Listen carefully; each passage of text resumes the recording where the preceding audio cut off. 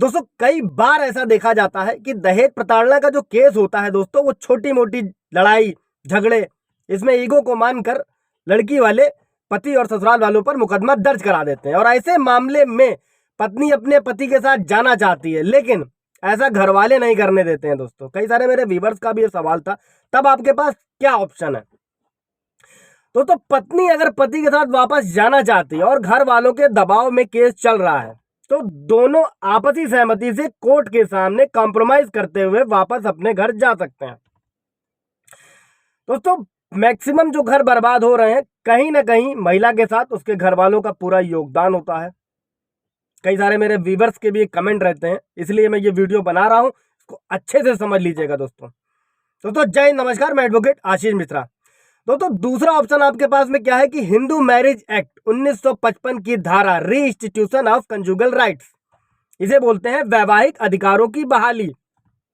इसमें जब भी आपकी पत्नी बिना बताए घर छोड़कर चली गई है, जो मायके में रह रही है और घर वापस नहीं आ रही है, दोस्तों वेट मत कीजिए, लंबा मत कीजिए, महीना 2 महीना 6 महीना बीत गया है, उससे पहले ही सेक्शन 9 हिंदू मैरिज एक्ट के तहत ये सिविल सूट दाखिल कर दीजिए। इसमें एप्लीकेशन, इसमें क्या होगा, इसमें मजिस्ट्रेट आदेश करते हैं पत्नी को वापस पति के पास घर जाने के लिए, और पत्नी को कारण बताने होते हैं कि वो क्यों नहीं जाना चाहती है।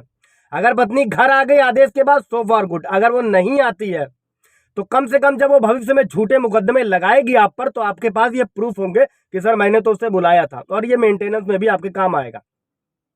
अब इसके बाद आते हैं दोस्तों कि अगर झूठा दहेज प्रताड़ना और हिंसा का केस किया है तो पति क्या कर सकता है। दोस्तों अगर पत्नी ने झूठा केस किया है, घरेलू हिंसा का झूठा मामला दर्ज कराया है दोस्तों, तो खुद को बेगुनाह साबित करने के लिए दोस्तों सबसे पहले तो सबूत की जरूरत होती है। मानसिक या शारीरिक प्रताड़ना से रिलेटेड कोई सबूत अगर पत्नी के पास में नहीं है दोस्तों, तो पति के पास यह ऑप्शन होता है कि वो कोर्ट के सामने जाकर इसको अपना आधार बनाकर अपनी बात को पेश करे, और वो अपनी डिस्चार्ज एप्लीकेशन 227 सीआरपीसी 1973 के अंतर्गत फाइल करते हुए अपने मामले को खत्म करा सकता है। सीआरपीसी 227 नोट रखिएगा दोस्तों। इसके साथ ही दोस्तों दूसरा ऑप्शन ये होता है कि हाईकोर्ट के सामने एफआईआर दर्ज होने के बाद एप्लीकेशन जो होती है सीआरपीसी 482 के तहत, किसी भी झूठी एफआईआर को 482 अगर आपके पास सबूत है तो इस धारा के तहत अब हाईकोर्ट में एप्लीकेशन देकर झूठी एफआईआर रद्द करवा सकते हैं। दोस्तों जब भी फैमिली कोर्ट में मुकदमे अगर आपका चल रहा है तो थोड़ी स्पीड अप रखिए। अगर वहां से नहीं निपट रहा है तो हाईकोर्ट का रुख जरूर कीजिए, अगर झूठी एफआईआर है तो सीआरपीसी के तहत। इसके बाद दोस्तों दो सुप्रीम कोर्ट के बहुत बड़े फैसले हैं, उनको भी समझ लेते हैं दोस्तों। कि दहेज प्रताड़ना का केस जो होता है वो ससुराल वालों पर नहीं चलाया जा सकता है। जहां पर वाकई में अत्याचार हुआ, मैं वहां की बात नहीं कर रहा हूं दोस्तों, लेकिन जो फर्जी पूरे खानदान पे लगाया जाता है उसको, जजमेंट को सुप्रीम कोर्ट के समझ लेते हैं।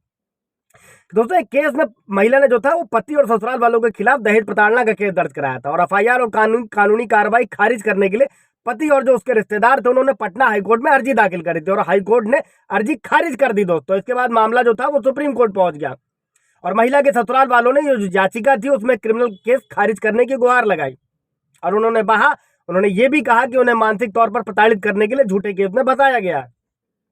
अब सुप्रीम कोर्ट ने कहा दोस्तों कि सवाल यह है कि क्या पति के रिश्तेदारों यानी महिला के ससुरालियों के खिलाफ जनरल और बहुप्रयोजन वाले आरोप को खारिज किया जाए या नहीं किया जाए।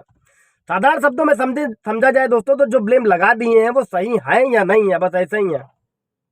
498 ए मामले में दोस्तों पति के रिलेटिव के खिलाफ स्पष्ट आरोप के बिना केस चलाना कानूनी प्रक्रिया का दुरुपयोग है, ऐसा सुप्रीम कोर्ट ने अपने जजमेंट में बोला। और सुप्रीम कोर्ट के अनुसार पति के रिश्तेदार के खिलाफ सामान्य और बहुप्रयोजन वाले आरोप के आधार पर केस चलाया जाना कानूनी प्रक्रिया का दुरुपयोग है, और इस तरह के केस नहीं चलाया जा सकता है दोस्तों। इसी के साथ सुप्रीम कोर्ट ने महिला के ससुरालियों के खिलाफ चल रहे जो केस थे दहेज प्रताड़ना के 498 ए के, उनको रद्द कर दिया, खारिज कर दिया। अब आते हैं दूसरे जजमेंट पर दोस्तों कि अगर झूठा केस कर पति को फंसाया तो पत्नी को देना पड़ा था 50,000 रुपए जुर्माना।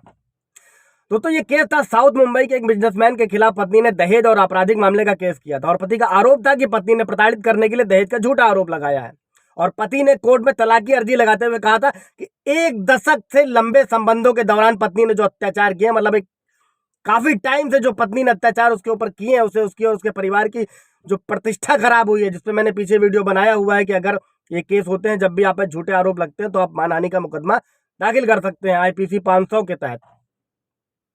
इसी मामले में हाईकोर्ट ने पुरुष को पत्नी से तलाक दिया, साथ ही पत्नी को आदेश दिया कि वो पति को 50,000 रुपए का मुआवजा भी देगी दोस्तों। तो ये थे दो महत्वपूर्ण जजमेंट दोस्तों। आज मैंने आप लोगों को यही समझाने का प्रयास किया है दोस्तों कि जब भी छोटा मोटा झगड़ा होता है, सबसे पहले सेक्शन 9 सिक्योरिटी के लिए, ठीक है, भविष्य में मेंटेनेंस में काम आएगा, झूठे केस होंगे तो उसमें काम आएगा।